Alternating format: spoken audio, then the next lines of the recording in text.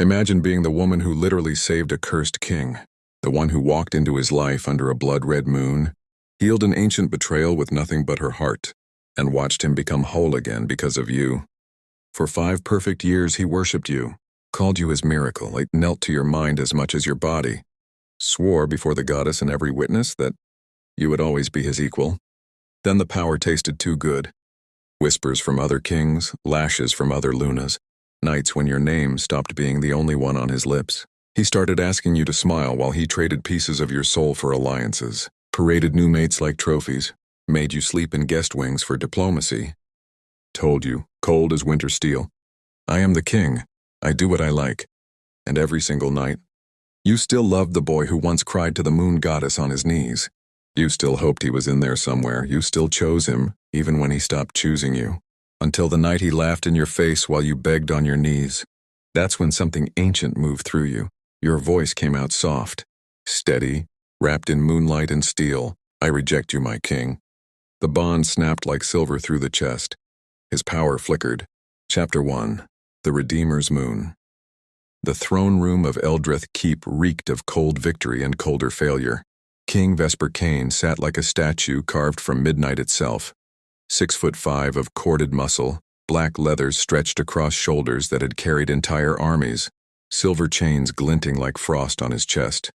His storm-gray eyes could freeze a lesser wolf mid-snarl. One roar from him had once crumbled enemy walls. Yet tonight the silence laughed at him. Another treaty, 3 moons of careful strategy, lay scorched on the marble. The rival Alpha had walked out laughing. Wars slipped through Vesper's fingers like smoke. Alliances he bled for dissolved before they formed. Inside his chest, his wolf paced in endless circles, howling at ancestors who refused to answer. He was king of everything, and ruler of nothing that truly mattered. The emptiness gnawed deeper than any blade ever had. Midnight dragged him to the sacred grove. Knees sank into moss still wet with dew. Ancient oaks leaned in, listening. For the first time in 38 brutal years, the Lycan King wept. Hot, furious tears cutting silver paths down a face no one had ever seen break. Moon goddess, he rasped, voice raw as winter wind. Ancestors, whatever debt my bloodline owes, name it. Lift this curse before it devours me whole. The wind answered with visions. He saw his forefathers storming the original throne, blades dripping with the blood of a rightful king. The dying monarch's final breath wove a curse. Every decision of their stolen line would rot until the debt was paid in the blood of the betrayed. Then the vision shifted and she appeared. Moonlight poured into skin, soft, generous curves that made his palms ache. Eyes holding entire galaxies, quiet intellect shining like distant stars. A smile gentle enough to tame the wildest beast. She smelled of night-blooming jasmine and something ancient that made his wolf go perfectly still. The goddess's voice brushed his mind, silk over steel. She is the living apology. Marry her, or watch your generation drown. 3 days later, the border summit crackled with tension. Vesper arrived like a gathering storm, towering over every alpha present. His gaze, however, kept snagging on the quiet healer moving between wounded warriors. Amara, simple linen dress the color of new dawn. Dark waves pinned loosely, tendrils kissing the elegant line of her neck. When she laughed at a limping pup's joke, the sound slid straight into his ribs and lodged there like it belonged.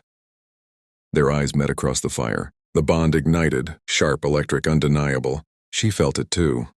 Her breath hitched. Galaxy eyes widened, then softened with wary wonder.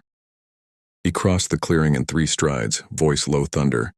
You're wasting that mind on battlefield scrapes, healer. Amara lifted her chin, unafraid, a spark of intellect dancing in her gaze. And you're wasting a summit by staring at herbs instead of reading the room, my king. They sparred with words the way other wolves sparred with teeth, sharp, exhilarating, addictive. She quoted forgotten lunar treaties. He countered with battle logic she instantly refined. Every exchange felt like foreplay for the soul. By the time the moon swelled blood-red overhead, Vesper knew. He dropped to one knee before the entire summit, something no Lycan King had ever done. Amara, he said, voice rough with something dangerously close to reverence. You carry the light I didn't know I was starving for. Be my Luna. Let me spend every moon proving I'm worthy of you." Silence blanketed the clearing. Amara looked down at the most powerful male in the realm kneeling at her feet. Her fingers trembled as she reached for his hand, but her voice stayed steady, soft, brilliant, unafraid. "I will be your Luna, Vesper Kane, but only on one condition." The words hung in the crimson air. Every alpha leaned forward. "You must swear, here, before the goddess and every witness, that the crown will never silence the woman who wears it. I am not a pretty prize or a political pawn. My mind, my voice, my heart, they come as your equal or not at all. Promise me that, and I am yours." His wolf surged with fierce approval. For the first time in years, something inside him felt right. "I swear it," he growled, the vow vibrating through the bond already forming. "Your voice will always matter as much as my crown. You will stand beside me, never behind. By the moon goddess, I swear." Tears shimmered in her eyes. Happy, startled, trusting, she placed her small hand in his massive one. "Then yes, my king, I accept you." The wedding happened beneath that same blood-red moon. Torches flared. Howls rose like prayer. When the priestess bound their wrists with silver ribbon, the bond exploded white-hot between them. Later, in the royal chambers draped in black silk and starlight, the true ceremony began. Vesper kicked the doors shut. Amara stood by the massive bed, dress slipping from one shoulder, lips softly parted. He stalked toward her slowly, letting her see every inch of hunger in his eyes. "You're shaking," he murmured, velvet over gravel, "because I've never been claimed by a king, or a mate who promised me equality." He cupped her face with calloused hands, thumbs brushing away the last of her nervous tears. "Tonight you're claimed by both, and every night after." Their first kiss was slow, learning, savoring. Then hunger took over. He lifted her like she weighed nothing, laying her on the furs as if she were made of starlight and sin. His mouth traced fire down her throat, over the swell of her breasts, teasing until she arched and whimpered his name. When he knelt between her thighs and tasted her, her fingers twisted in his hair, hips rolling helplessly. "Vesper." The sound of his name on her tongue snapped the last thread of control. He rose, positioned himself, and slid home in one deep, claiming thrust. Pleasure and power detonated through them both. The curse shattered like glass, decisions suddenly crystal clear, the land sighing in relief beneath their joined bodies. Amara cried out, nails raking down his back, legs locking around him as wave after wave crashed through her. He moved with her, deep, steady, reverent, growling against her throat. "My equal. My miracle. Mine." They came together with the moon flaring brighter overhead, the bond sealing in a rush of silver light. In the golden years that followed, Eldrath bloomed. Battles ended before they began. The pack flourished, and every night Vesper returned to her. Some evenings he found her in the library, reading by candlelight, and pulled her into his lap for slow, sensual kisses that turned into desperate lovemaking against the bookshelves. Whispers of strategy and love tangled between gasps. Other nights he took her on the balcony under the stars, her back to his chest, his hands guiding her hips while she moaned how proud she was of the man who kept his vow. On their 5th anniversary, she traced lazy circles on his bare chest, smiling that galaxy smile. "You kept your promise," she whispered, voice husky from sleep and pleasure.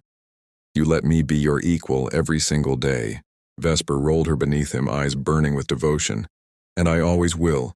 You saved me, Amara. Never doubt that." She pulled him down for a kiss that tasted like forever, slow, deep, full of quiet joy. Or so they both believed. Chapter 2. Taste of Forbidden Honey.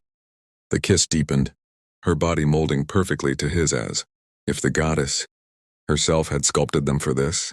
Vesper groaned low in his throat, hands sliding down her back to grip her hips, pulling her closer until there was nothing between them but moonlight and the steady thrum of their shared bond.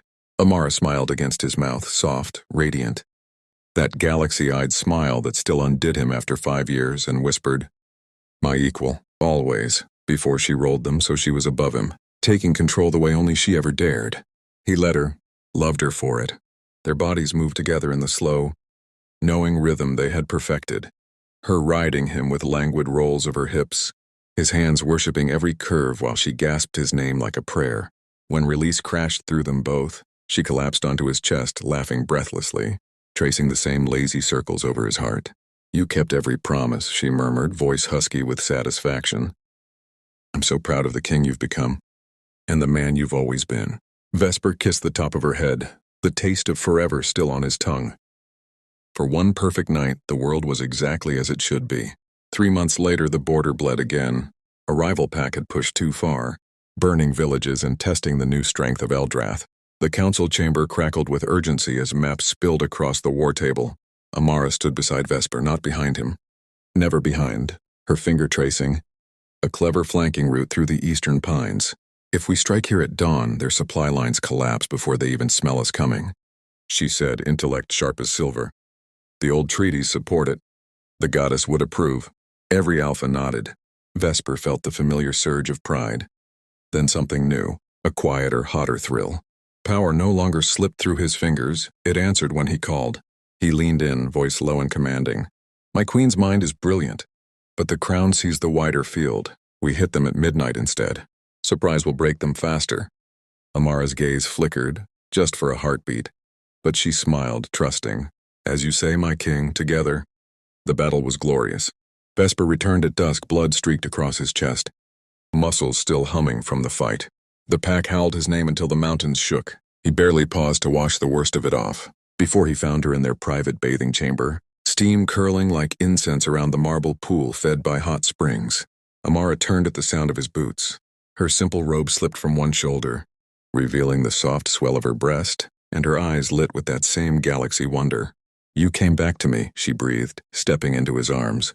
He didn't answer with words, he answered with hunger. Vesper lifted her effortlessly, robe fluttering to the floor as he carried her into the steaming water. The heat licked at their skin while he backed her against the smooth stone edge, mouth claiming hers in a kiss that tasted of victory and something darker, something possessive.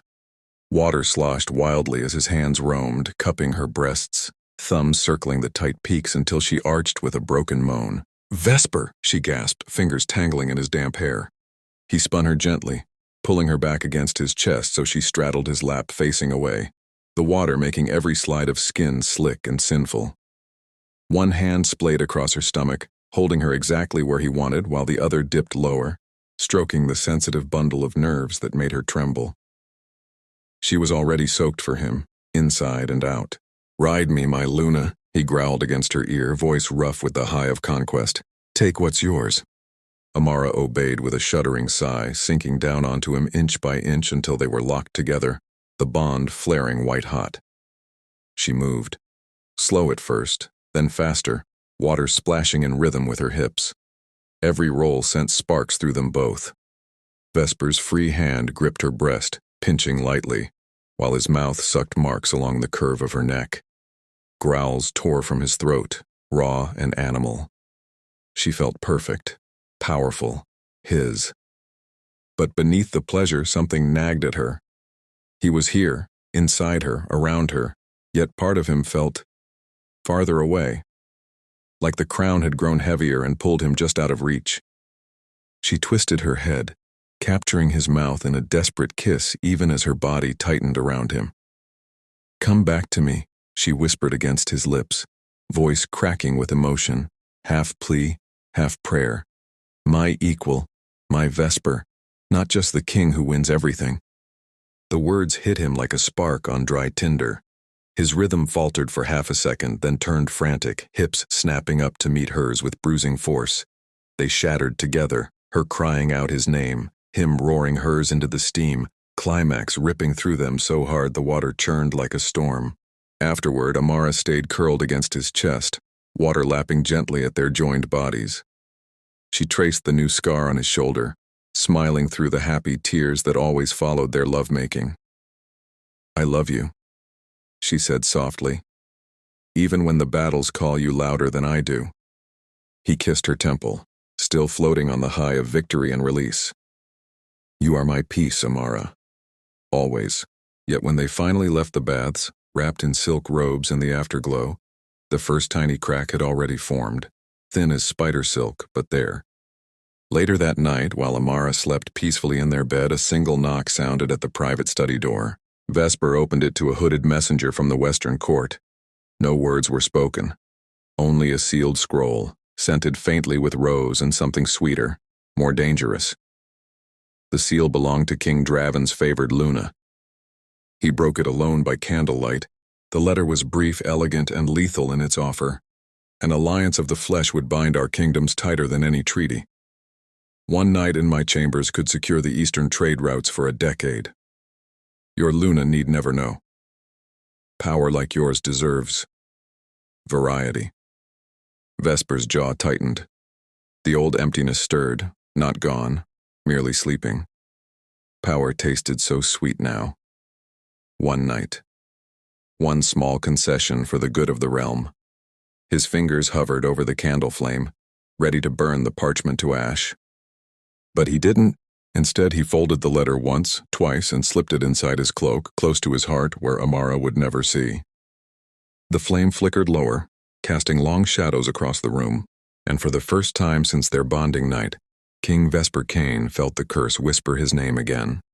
Chapter 3, Silk Chains.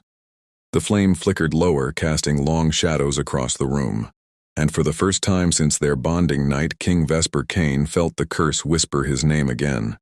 He stood there long after the messenger had vanished into the night, the folded letter burning against his chest like a second heartbeat. One night. One small alliance of the flesh. The words looped in his mind, smooth and reasonable. The eastern trade routes would feed the pack through another harsh winter. Armies would stay loyal. Decisions would keep landing true. Wasn't that what a king owed his people? He told himself it was logic, pure, cold, necessary logic. Amara would understand if she knew, except she never would, because the vow he had sworn beneath the blood-red moon still rang in his ears. Your voice will always matter as much as my crown. He slipped into their bed before dawn, pulling her sleeping form against him. She sighed softly, nestling closer out of habit, and for a moment the emptiness quieted. He breathed in jasmine and peace and told himself the letter was already forgotten. It wasn't. The first political dinner arrived 3 nights later. The great hall glowed with candlelight and false smiles. Visiting alphas from 3 kingdoms filled the long tables, their lunas glittering like jewels bought for show. Vesper sat at the head in black and silver, every inch the untouchable Lycan King. Amara sat beside him, equal in name, equal in the seat carved with her own wolf crest. But tonight the equality felt like silk chains. He had asked her to smile for them, just for the evening, my queen. They need to see harmony.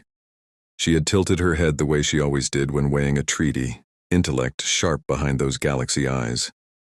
Harmony or performance? He had kissed her forehead instead of answering. For the kingdom. Now she wore the performance-like armor. Every laugh, every gracious nod, every time she met a rival Luna's knowing gaze. Amara gave it perfectly. But Vesper felt the fracture beneath. The way her fingers tightened around her goblet when King Draven's favored consort leaned too close to whisper something that made the table roar with laughter. The way her smile never quite reached the stars in her eyes. He reached under the table, lacing his fingers with hers, a small anchor. She squeezed back once, tight, grateful, then let go to lift her chin higher. Pride swelled in his chest, hot and possessive. My equal, he thought. Still mine. Yet when Draven raised a toast to alliances that bind closer than blood, Vesper's gaze flicked to the man's Luna for half a second too long. The letter's scent seemed to rise in the air again, rose in temptation. Amara noticed. Of course she did. Her scholar's mind missed nothing. Later, after the guests had retired and the hall emptied to echoes, they stood alone beneath the throne. The massive carved seat loomed behind them like a silent witness. Vesper pulled her into his arms, needing to feel her solid and real. She came willingly, resting her cheek against his chest. But her body held a new stiffness, like moonlight trying to warm iron. You were magnificent tonight, he murmured, voice low with genuine awe. They couldn't take their eyes off you. The way you dismantled Lord Kale's trade argument with 3 quiet words. Goddess Amara, your mind still sets the room on fire. She lifted her face, searching his storm-gray eyes. Then why did it feel like I was the decoration instead of the queen? The question landed soft, but it cut. He cupped her jaw, thumb brushing her lower lip. The touch charged with 5 years of devotion and the new, dangerous hunger stirring inside him. Because the crown sometimes demands theater. But you and I, we know the truth. You are the reason I can even wear it. Never doubt that. For a heartbeat, their old rhythm returned. She leaned into his hand, eyes fluttering half-closed, and he felt the pull, the same magnetic force that had drawn him to his knees in the sacred grove. He bent to kiss her, slow and deep, pouring every unspoken apology into the press of lips. She answered with the same quiet fire, fingers curling into his tunic, as if anchoring herself to the man who had once sworn equality. The kiss tasted of memory and longing, bittersweet and electric, like the last warm breath before winter. When they broke apart, her smile returned, small, tremulous, but real. I still believe in you, she whispered. In the boy who cried to the goddess. Come back to that man for me. The words twisted something beautiful and painful in his chest. He almost pulled the letter from his cloak right then, almost burned it in front of her. Instead, he kissed her forehead again. I'm still him. The kingdom just needs more from me now. That night they lay in the great bed, moonlight striping the furs. Amara's breathing eventually evened into sleep. But Vesper stared at the canopy, mind racing through treaties and trade routes and the scent of roses that wasn't hers. Guilt gnawed at him. Sharp, intellectual, justified. One small sacrifice, he reasoned again. For all of us, a fleeting memory surfaced unbidden, their wedding night under the blood-red moon. Amara on her knees before the entire summit, voice steady as she gave her condition, eyes shining with trust. The way she had looked at him afterward, like he was both king and man, worthy of both. The memory flooded him with sudden, aching happiness, so bright it hurt. He turned toward her, burying his face in her dark waves, breathing her in like a drowning man. But sleep came anyway, heavy and restless. Hours later, Amara woke to the sound of his voice, low, rough, unguarded in dreams. Draven's Luna, one night would secure everything. The name wasn't hers. She lay perfectly still in the dark, heart fracturing into silent pieces. Tears slipped down her temples, soaking the pillow, but she didn't make a sound. The silk chains he had begun to weave around their bond tightened another notch. Outside, the moon hid behind clouds, as if even the goddess couldn't bear to watch. And somewhere deep inside Vesper's sleeping wolf, the curse smiled. Chapter 4, The First Blackmail. And somewhere deep inside Vesper's sleeping wolf, the curse smiled. Dawn crept in gray and unforgiving. Amara rose before the sun, careful not to wake him, and slipped into the library wing where ancient scrolls still smelled of the night she had first read the old lunar laws aloud to him. She traced the same passage now with trembling fingers, the one about equality in the bond, and felt the words burn. Last night's dream whisper still echoed, Draven's Luna. One night would secure everything. She pressed her palm to her chest as if she could hold the fracture together. The pain was exquisite, sharp as silver yet warm with the memory of his forehead kiss, his voice calling her magnificent. Love and betrayal braided so tightly she couldn't tell where one ended and the other began. By the time Vesper entered the council chamber that morning, the visiting delegation from King Draven's court had already arrived. The air thickened the moment their alpha, Lord Cassian, stepped forward. Tall, silver-tongued, eyes like polished obsidian that lingered too long on every woman in the room. His smile was all charm and calculation. Vesper greeted him with the easy authority of a king whose decisions no longer failed. But when Cassian's gaze drifted to Amara, standing at Vesper's side as equal, something darker flickered behind the Lycan King's storm-gray eyes.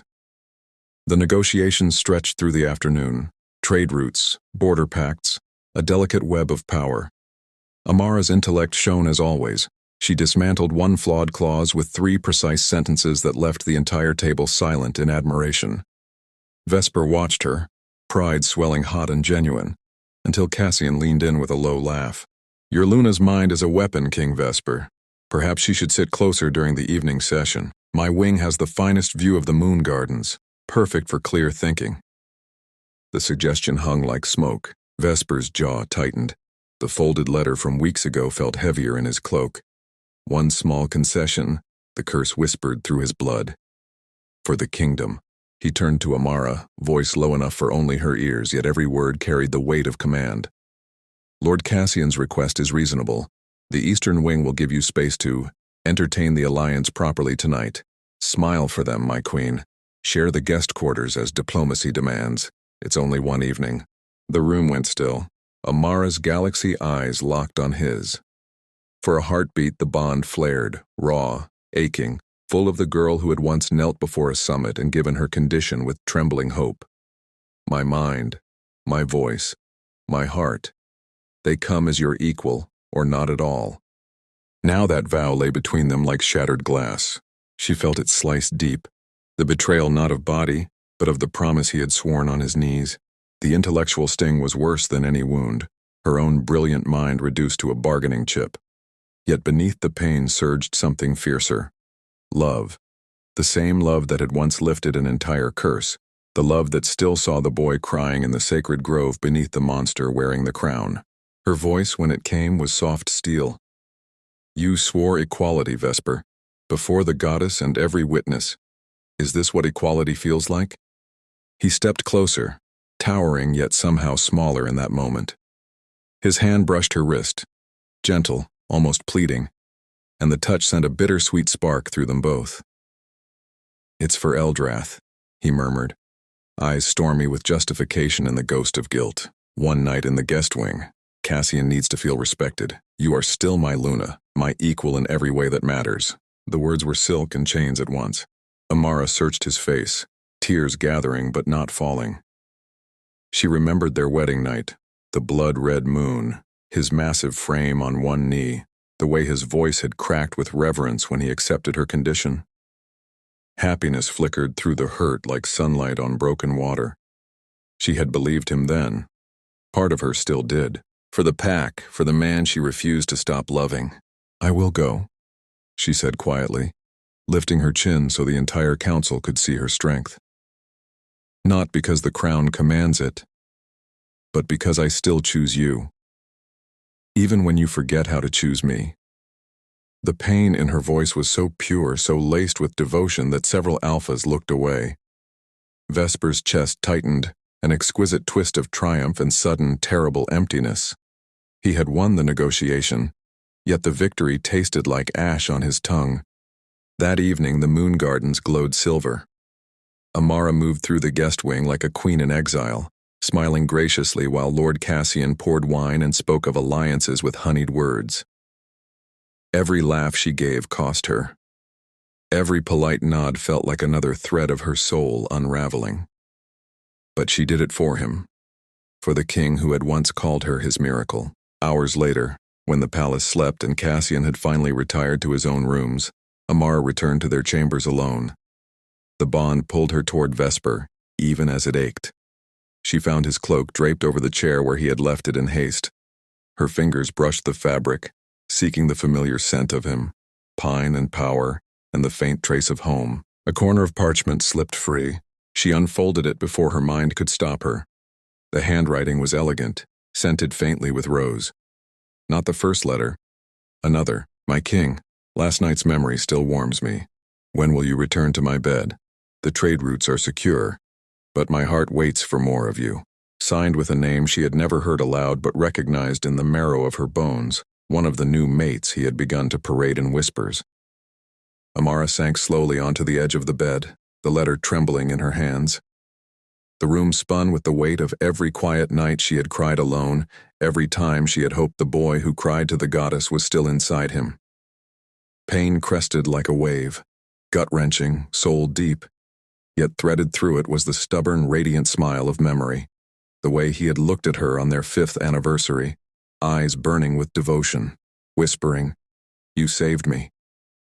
She pressed the letter to her chest, tears finally falling in hot, silent rivers. Love and heartbreak braided tighter than ever, so fierce it stole her breath. The curse hidden in the shadows of the room smiled wider. Chapter 5, Hymns in the Dark. The curse hidden in the shadows of the room smiled wider. Amara stayed on the edge of the bed until the letter blurred in her tears. She folded it with shaking hands and slipped it back into the cloak, exactly as she had found it. Small mercy for the man, who no longer remembered how to protect her heart. The pain was a living thing now, twisting deeper with every breath. Yet when she closed her eyes, she still saw him on one knee beneath the blood-red moon, swearing her voice would always matter. That memory glowed like a single candle in the dark, warm enough to keep her from shattering completely. She wiped her face, smoothed her gown, and went to him. Vesper was in the war room, pacing before a map of the eastern borders, shoulders tight with the weight of new victories. When she entered, he looked up, storm-gray eyes softening for the first time all day. "You're still awake, my queen. I heard you needed someone to listen," she said softly, stepping into the lamplight. Her voice carried the same quiet intellect that had once saved his throne, but tonight it trembled with something deeper, devotion so fierce it hurt to witness. She crossed to him without hesitation and began tending the shallow, cut on his forearm from the day's sparring, fingers gentle as moonlight on water. "Tell me what troubles the king tonight." He did. Words poured out, strategies, alliances, the endless hunger for more power now that it finally obeyed him. She listened with her whole soul, nodding, offering one brilliant insight after another, the way she always had. Every time their eyes met, the bond flared, reminding them both of the boy who had cried in the sacred grove, and the woman who had answered. For those few minutes, the room felt like heaven again, warm, safe, equal. Amara even smiled, small and real, when he praised her mind. The smile reached her eyes for a heartbeat, and Vesper's chest tightened with a happiness so sharp it stole his breath. But when the candles burned low and he finally walked her back to their chambers, the palace corridors whispered with new sounds. From the eastern wing came soft laughter, then a woman's voice, low, throaty, moaning his name like a hymn sung only for him. The sound drifted through the stone walls, intimate and unmistakable. Vesper's steps never faltered. He kept walking, jaw set in hollow triumph, as if the kingdom itself approved. Amara's hand slipped from his. She stopped in the middle of the corridor, the melody slicing through her like silver. Every note was another fracture. She pictured him in those other rooms, giving pieces of himself she had once believed were hers alone. The agony was soul-deep, a quiet scream trapped behind her ribs. Yet beneath it glowed the stubborn love that refused to die, the same love that had lifted an ancient curse and still saw the man worth saving. She followed him into their bed anyway. They lay side by side in the dark, moonlight striping the furs. Vesper reached for her hand. She let him take it. His thumb traced circles on her wrist, the touch charged with 5 years of shared dreams and the new terrible distance. Neither spoke. The hymns from the eastern wing continued, soft, rhythmic, mocking, floating through the palace like smoke. Each one carved another line of pain across her heart. Yet Amara turned toward him, pressing her forehead to his shoulder, breathing him in. The scent of pine and power and home still made her smile through the tears she refused to let fall. "I'm still here," she whispered into the dark, voice thick with emotion. "Still choosing the boy who begged the goddess. Even when the king forgets him." Vesper's breath hitched. For one raw moment, the hollow triumph cracked, revealing the emptiness he tried to bury under new conquests. He pulled her closer, burying his face in her dark waves, and the bond surged with bittersweet warmth, love and guilt braided so tightly they felt like the same emotion. He almost spoke, almost confessed the letters, the nights, the growing hunger that power had awakened. Instead, he held her tighter, letting the distant hymns fill the silence between them. Night after night it became their ritual. He would return from council or council beds, and she would be waiting, tending his wounds, listening to his worries, offering the brilliant counsel no other woman could give. Every evening she smiled for him, small and radiant, remembering the way he had once looked at her like she hung every star. And every night the hymns drifted through the walls, different voices, different names, each one a fresh wound wrapped in the ache of devotion. The pain never dulled, it only grew more exquisite, more laced with the quiet joy of loving him anyway. She cried in the bathing chamber where steam could hide her tears. She smiled in the library, where their old scrolls still carried the scent of their first intellectual sparring. Sadness and hope danced so closely inside her that sometimes she couldn't tell which was which. Then came the full moon feast. The great hall blazed with torches in anticipation. Every alpha in Eldrath gathered, eyes bright with curiosity. Vesper stood at the head of the table in his black and silver finery, power radiating from him like liquid starlight. Amara sat at his right, equal in name, equal in the seat carved with her wolf crest, her gown the color of new dawn, galaxy eyes steady despite the storm inside. He raised his goblet. The hall fell silent. "Tonight," Vesper declared, voice ringing with kingly certainty, "I announce a new bond for the strength of the realm. At the next full moon I will take a second mate, Lady Sable of the Western Reaches. The alliance will secure our borders for generations." Gasps rippled through the crowd. Eyes darted to Amara. She felt the room tilt. The pain crested so high it stole her breath. Gut-wrenching, soul-shattering, yet she kept her chin high, the small, brave smile never leaving her lips. Because even now, even as the hymns became public and permanent, she still loved the man beneath the crown. Still hoped the boy who once cried to the goddess would remember her condition. Vesper's gaze found hers across the sudden silence. For a fraction of a second the bond showed her everything. His hollow triumph, the growing fear that power was slipping again, and beneath it all the aching memory of their wedding night when he had sworn she would always be enough. The curse, listening from the shadows, laughed softly, and Amara, heart in pieces yet still glowing with unbreakable devotion, wondered how much longer she could keep choosing him before the Redeemer inside her finally broke. Chapter 6. The Boy Who Cried to the Goddess. And Amara, heart in pieces yet still glowing with unbreakable devotion, wondered how much longer she could keep choosing him before the Redeemer inside her finally broke. The feast dissolved into murmurs and forced toasts. Amara remained seated while the hall emptied around her. Goblet untouched, the small smile still fixed on her lips like a shield.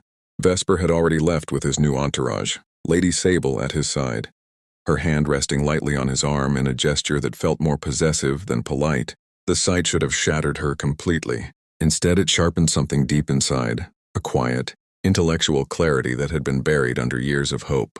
She rose alone and walked the moonlit corridors back to the royal wing, footsteps soft on stone that had once carried their shared laughter. The palace felt colder now, the torches dimmer. Every shadow whispered the hymns she had learned to endure. But tonight the pain carried a new edge, not just sorrow but questions. Why had the goddess chosen her as Redeemer? If the debt could be repaid only to be ignored again, why had the bond that once healed an ancient curse now allowed such slow, deliberate cruelty? She didn't return to their shared chambers. Instead, she slipped into the sacred grove through a hidden passage few remembered. The ancient oak still leaned close, the same moss still soft underfoot where Vesper had once knelt and wept. Amara sank to her knees in the exact spot he had occupied years ago, palms pressing into the earth as if she could draw answers from the roots. The wind rose, carrying the faint echo of his old prayer. She closed her eyes and the memory flooded her, not hers, but his, shared through the bond in fleeting, unguarded moments, a desperate king on his knees, tears carving silver lines, begging for the curse to lift. The boy beneath the crown had been raw, vulnerable, beautiful in his brokenness. That boy had looked at her like salvation when she first appeared in his vision. Now that same boy was buried under layers of power and pride, and the man wearing his face announced second mates in public halls. Tears slipped down Amara's cheeks, hot, silent, laced with the exquisite ache of loving someone who no longer chose to be loved back. Yet even as the grief crested, a stubborn warmth bloomed beneath it. The same fierce devotion that had made her say yes under the blood-red moon. She still believed in redemption, not just for the throne, but for him. The boy was still there. She had felt him in the rare, quiet nights when guilt cracked his armor, and he held her like she was the only thing keeping him from drowning. She whispered into the grove, voice trembling but steady, "Goddess, if I was sent to pay the debt with my heart, why does it feel like the debt keeps growing? Show me if there is still a way to reach him. Or if the Redeemer was only meant to heal the land, not the man." The oaks offered no answer, only silence thick with moonlight. Hours passed. Dawn was graying the horizon when she finally stood, brushing moss from her gown. Her steps were slower on the return, but her spine straighter. The pain hadn't lessened. It had deepened into something more dangerous. Resolve. She found him in the library at first light. Vesper sat at the long table where they had once sparred with words and laughter, scrolls spread before him like battle plans. He looked up when she entered, storm-gray eyes shadowed with the remnants of last night's triumph. For a heartbeat the old hunger flickered. Possessive, almost pleading before the king's mask slipped back into place. "You didn't come to bed," he said, voice low, careful.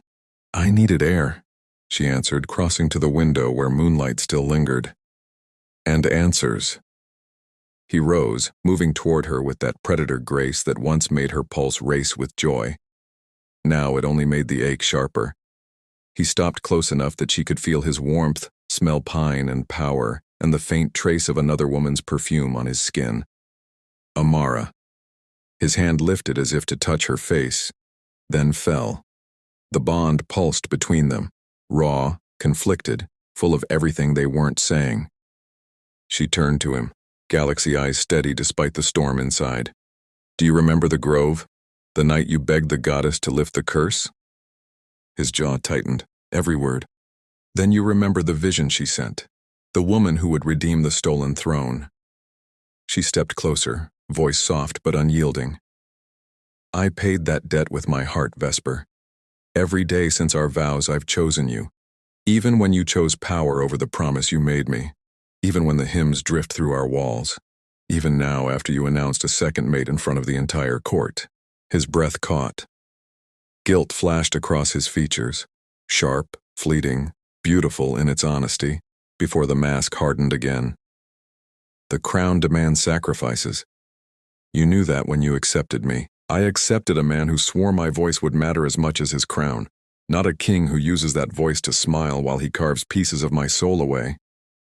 The words landed like silver. Vesper flinched, visibly, painfully, and for one suspended moment the boy in the grove stared out of his eyes. Raw, lost, aching. He reached for her then, fingers brushing her cheek with a tenderness that cracked her heart open wider. The touch was electric, bittersweet, charged with 5 years of devotion and the slow poison of betrayal. She didn't pull away. She leaned into it instead, letting him feel the tremor in her frame, the tears she refused to hide. "I still see him," she whispered, voice thick with emotion. "The boy who cried here, the one who looked at me like I was the answer to every empty place inside him.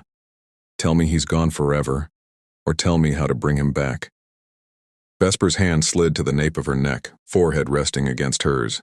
The bond surged, warm, anguished, alive with the memory of their first kiss under the blood-red moon. For a heartbeat they were simply two souls who had once saved each other, wrapped in moonlight and grief. Then he spoke, voice rough with conflict. "The crown, it changes everything." She closed her eyes, a single tear slipping free. Then perhaps the Redeemer was never meant to stay. She stepped back, breaking the contact. The separation felt like tearing flesh, yet she stood taller for it. Later that afternoon, while Vesper was in council, Amara returned to the library alone. She pulled an ancient scroll from the deepest shelf, one she had never shown him. The parchment crackled under her fingers, words faded but legible. "The curse sleeps only while the Redeemer's heart remains whole. Should it break beyond mending, the debt returns, tenfold, and the stolen throne will rot from within." Amara read the passage twice, 3 times. The implications sank in like cold silver. Her pain wasn't just personal. It was the final payment the goddess had waited for all along. She pressed her palm to the scroll, feeling the ancient magic hum against her skin.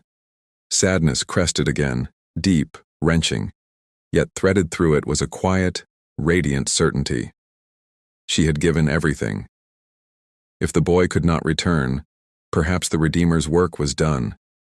Outside the window, the first storm clouds gathered over Eldrath, and somewhere in the palace shadows the curse stirred, hungry for the heart it had been waiting to claim. Chapter 7, Crown of Thorns. And somewhere in the palace shadows the curse stirred, hungry for the heart it had been waiting to claim. The storm clouds that had gathered over Eldrath did not break immediately. They hung low and heavy for 3 days, mirroring the weight pressing against every breath Amara took. Decisions that had flowed so smoothly for years now began to stutter again. A minor border skirmish escalated when scouts misread the terrain. Vesper himself had approved. An alliance letter arrived late, too late, costing them leverage with the northern pack. Whispers spread through the council halls. The king's edge was dulling once more. Vesper felt it like a blade twisting slowly in his gut. Power, which had tasted so sweet after starvation, now slipped through his fingers in small, infuriating ways. He barked orders sharper than necessary. paced the war room until dawn, and drank deeper from the goblet that never quite dulled the growing. Panic beneath his arrogance. He needed her. He found Amara in the Eastern Tower Library, one of the few places she still retreated to when the palace felt too loud. She sat at a narrow window seat, an open scroll across her lap, moonlight pooling in her dark hair like spilled silver. She did not look up when he entered, but her shoulders tensed in recognition. Amara! His voice came out rougher than he intended, half command, half plea. She closed the scroll with deliberate care, setting it aside.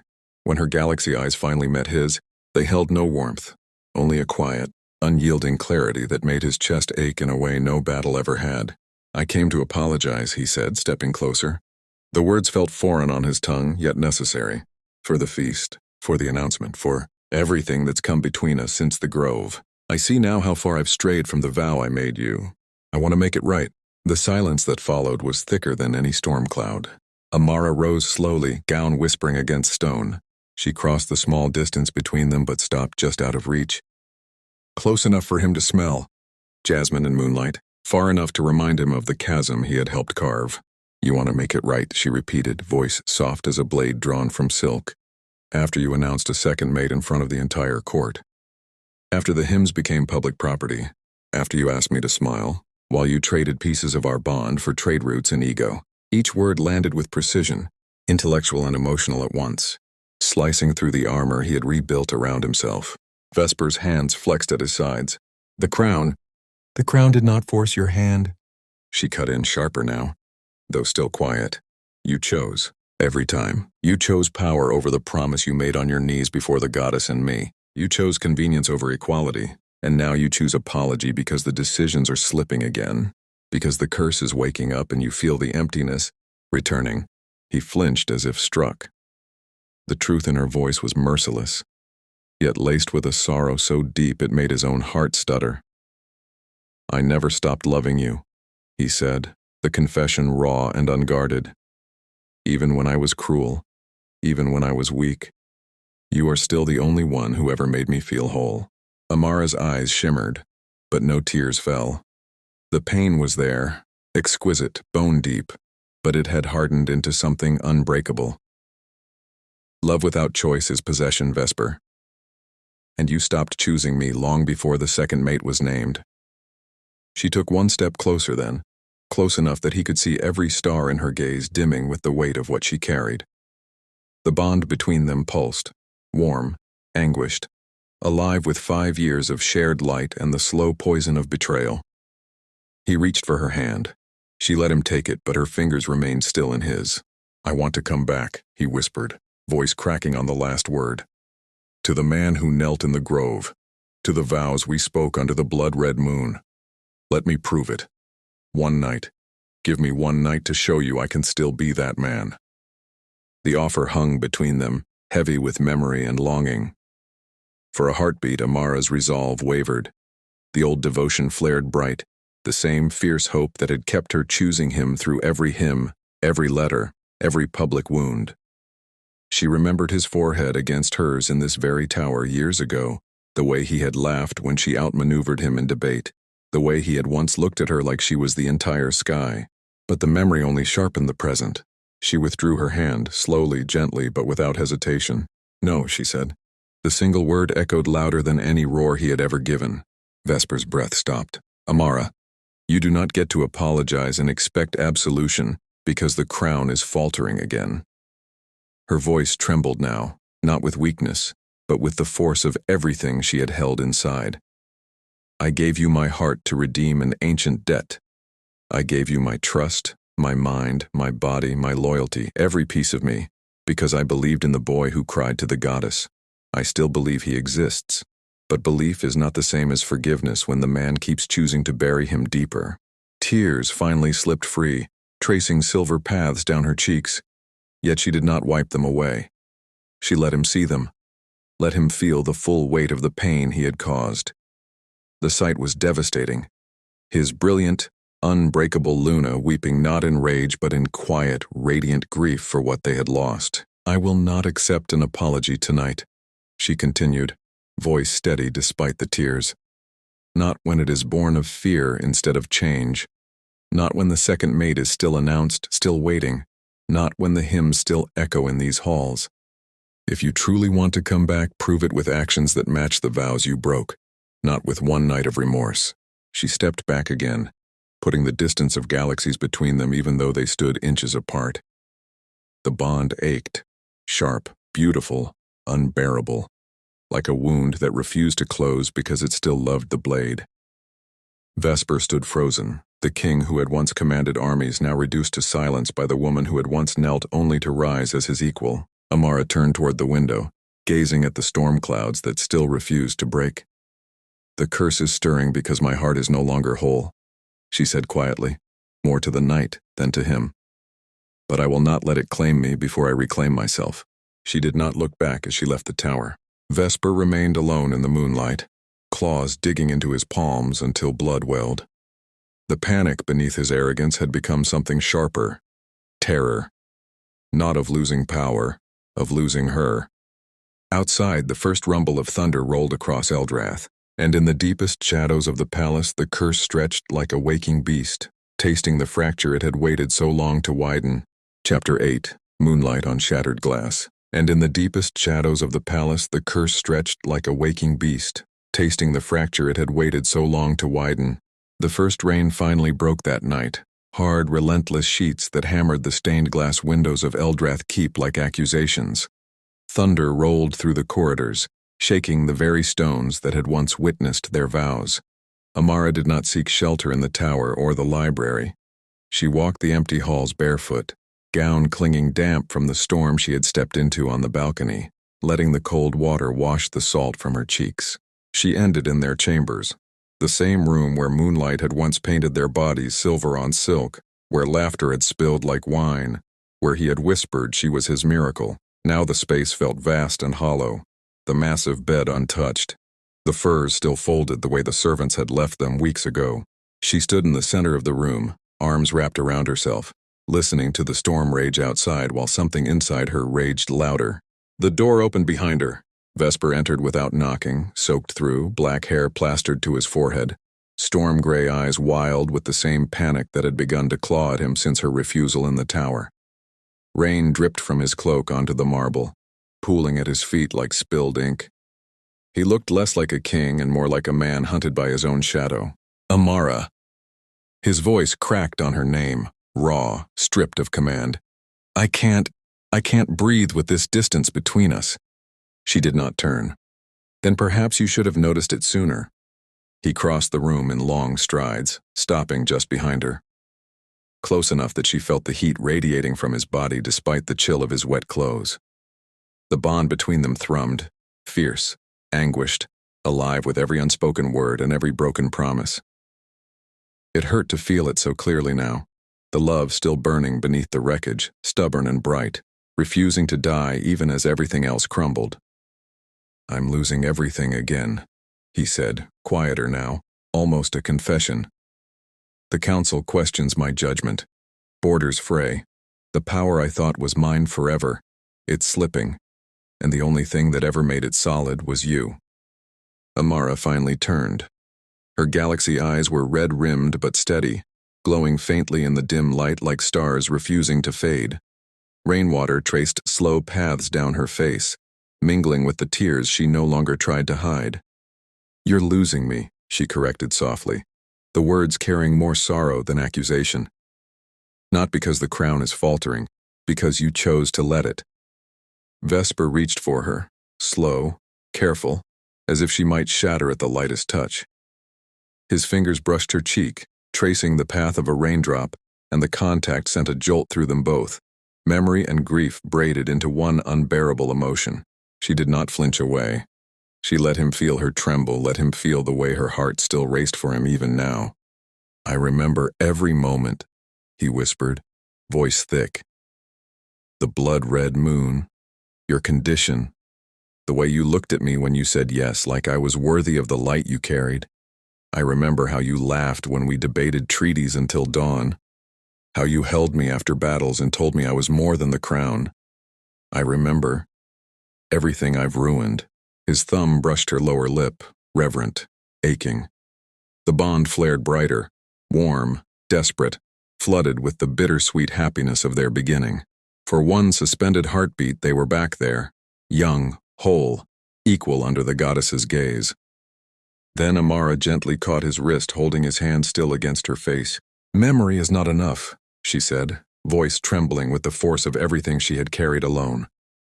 "I need the man who keeps promises, not the one who remembers them fondly while he breaks them again and again."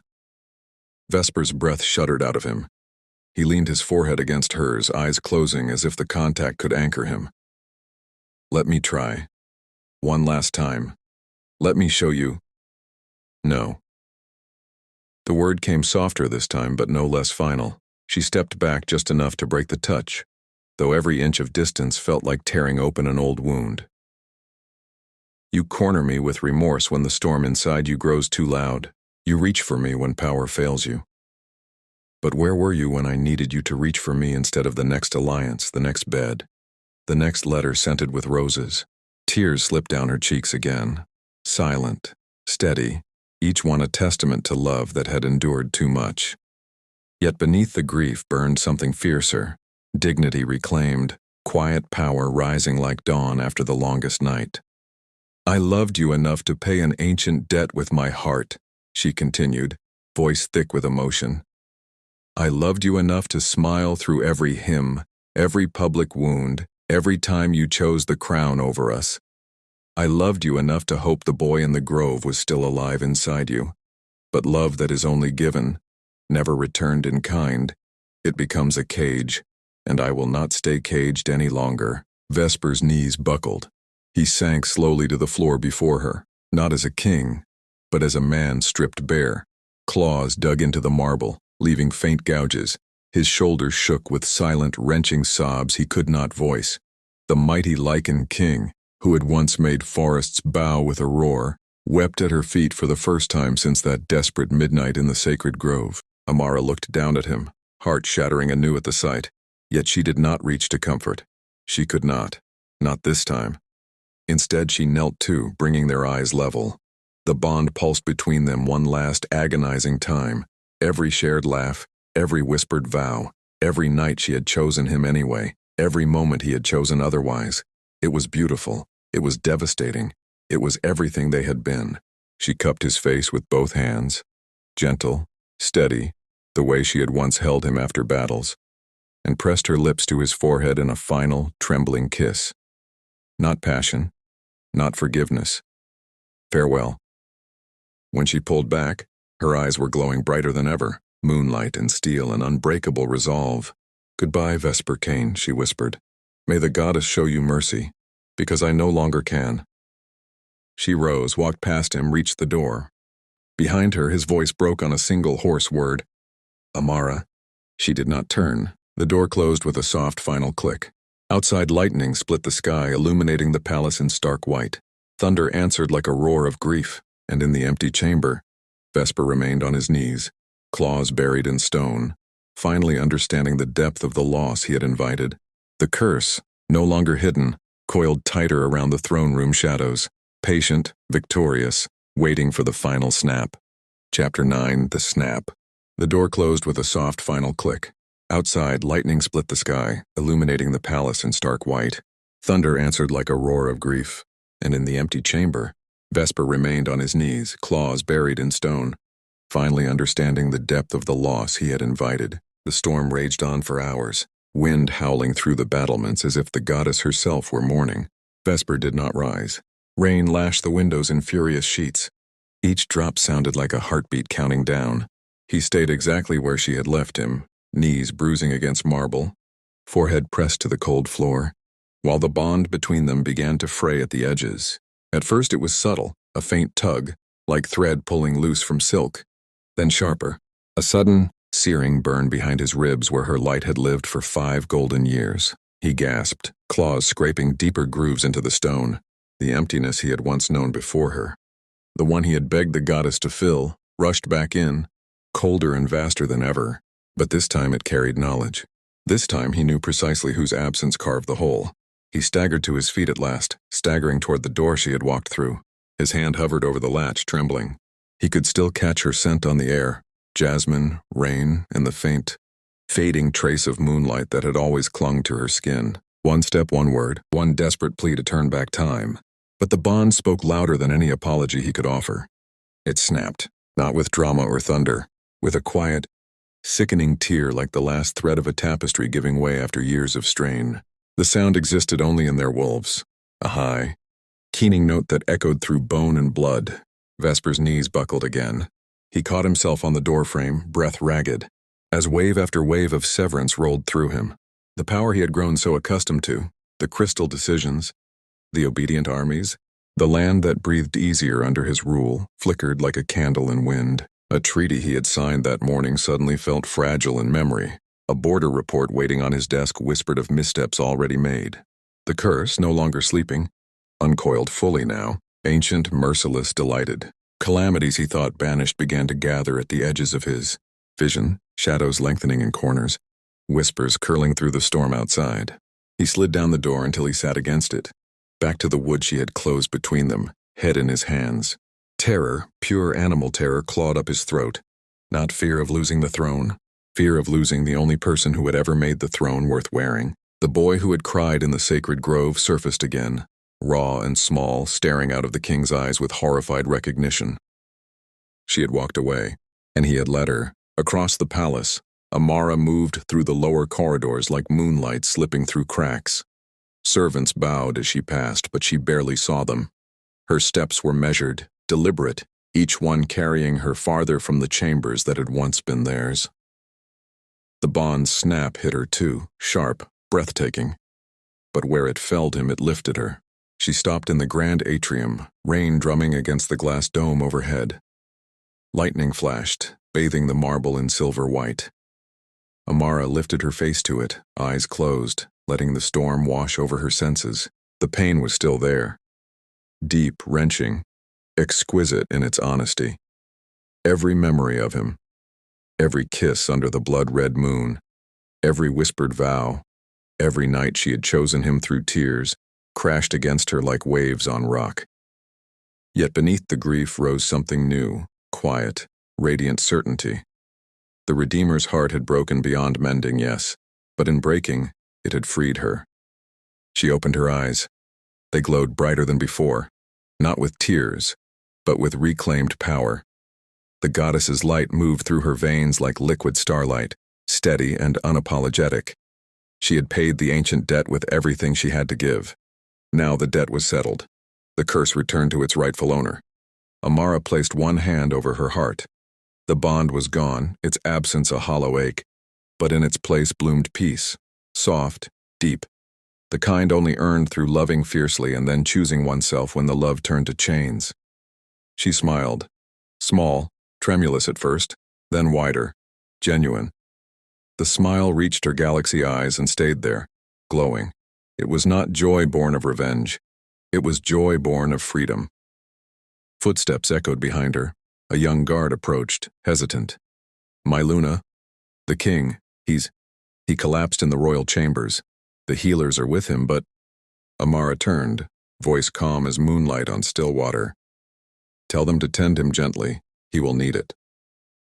The guard bowed, eyes wide with unspoken questions, then hurried away. Amara looked up at the storm one last time. Thunder rolled, softer now, as if the sky itself were exhaling.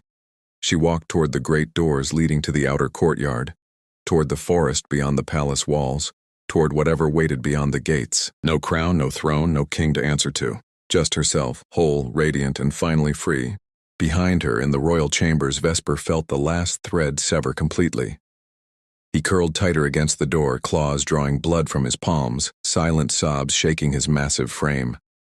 The mighty Lycan King, unbreakable no longer, whispered her name into the dark like a prayer that would never be answered. The curse settled fully around the throne now, patient and complete. But Amara stepped out into the rain, head high, eyes glowing, and for the first time in years the storm felt like it was cleansing rather than punishing. Somewhere beyond the kingdom gates, a gentler fate waited, perhaps a quiet life where kindness was never mistaken for weakness, perhaps a true mate who would choose her every single day without condition. Either way, she walked toward it smiling through the rain, and the moon, hidden behind clouds until now, broke through, just enough to light her path. Chapter 10, Queen of Her Own Dawn. Somewhere beyond the kingdom gates, a gentler fate waited, perhaps a quiet life where kindness was never mistaken for weakness, perhaps a true mate who would choose her every single day without condition. Either way, she walked toward it smiling through the rain, and the moon, hidden behind clouds until now, broke through, just enough to light her path. Amara stepped into the outer courtyard barefoot, rain soaking the dawn-colored gown that once symbolized new beginnings. The cobblestones were slick and cold beneath her feet, yet each step felt lighter than the last. The palace gates loomed ahead, massive iron wolves snarling in eternal vigil. But tonight they looked less like barriers and more like doorways. Behind her the keep stood silent, its towers dark against the storm-cleared sky. No alarm had been raised. No guards had tried to stop her. The bond's snap had been private, sacred, final. Even the servants who had once bowed to their Luna now watched from shadowed windows with wide, wondering eyes. They did not interfere. Some bowed deeper as she passed. She reached the gates. One hand rested on the cold iron latch. For a single heartbeat she paused, not in doubt, but in farewell. Memories rose unbidden, soft and searing. Vesper on one knee beneath the blood-red moon, voice cracking with reverence as he accepted her condition. The way he had once laughed, full-throated, unguarded, when she outmaneuvered him in the library over ancient treaties. The nights she had held him after battles, whispering that he was more than his crown, feeling his heartbeat slow against hers until peace settled over them both. The golden years when power answered him because love answered her, and the darker ones. The first distant hymn drifting through stone walls, the folded letters scented with roses, the public announcement that carved her heart open before the entire court, the final refusal in the tower, the forehead kiss in their chambers, the door closing with quiet finality. Every memory carried pain, deep, exquisite, honest pain. Yet everyone also carried love. The love had not died. It had simply outgrown the vessel that could no longer hold it without breaking her. Amara exhaled, breath misting in the cool night air. She smiled, small at first, then wider, radiant. The smile belonged to her alone now. She lifted the latch. The gate swung open with a low, ancient groan. Beyond them stretched the forest, ancient pines whispering secrets to the wind, moonlight pooling on moss like spilled silver. No crown waited there, no throne, no king to answer to or forgive. Only possibility. She stepped through. The moment her foot crossed the threshold, the palace behind her seemed to exhale. A faint tremor ran through the stones, subtle, almost imperceptible, as if the curse, now fully returned, settled heavier on the throne room shadows. Somewhere deep inside Eldrath Keep, Vesper would feel it. The land growing restless again, decisions fraying, the emptiness widening into something vast and unfillable. But Amara did not look back. She walked into the forest, rain tapering to a gentle mist that kissed her skin like blessing. The trees parted for her, moonlight guiding her path as surely as any map. Her gown clung damply, but she felt no chill. Warmth bloomed inside her chest, not from a bond, but from herself, whole, radiant, free. Deeper in, where the pines grew thickest and the world quieted, she stopped beside a small clearing. Moonlight poured down in a perfect circle, turning the grass silver. Amara tilted her face upward, eyes closing, letting the light bathe her, and then she heard it. A howl, distant at first, then closer. Not the commanding roar of a king. Not the possessive call of ownership, soft, reverent, full of quiet promise. It answered hers. She had not howled. She had not needed to. Her wolf, silent for so long beneath layers of devotion and grief, simply lifted her voice in a single, clear note, joyful, unburdened, alive. The answering howl came again, closer now, warm with recognition, gentle with wonder, not demanding, not claiming, simply present. Amara opened her eyes. Tears shimmered there, happy ones this time, tracing slow paths down her cheeks. She smiled, wide, unguarded, the galaxy in her gaze blazing brighter than ever. She did not run toward the sound. She did not need to chase. Instead, she stood in the moonlight, arms open, heart finally at peace. Behind her, miles away in the palace, Vesper knelt alone on the cold marble of the throne room, claws dug into the armrests until wood splintered. The crown sat heavy on his brow, colder than it had ever been. The curse wrapped around him like a shroud, patient, complete, eternal. He stared at the empty space beside the throne where she had once stood as equal, and for the first time since that desperate midnight in the sacred grove, he wept without pride, without justification, without hope of answer.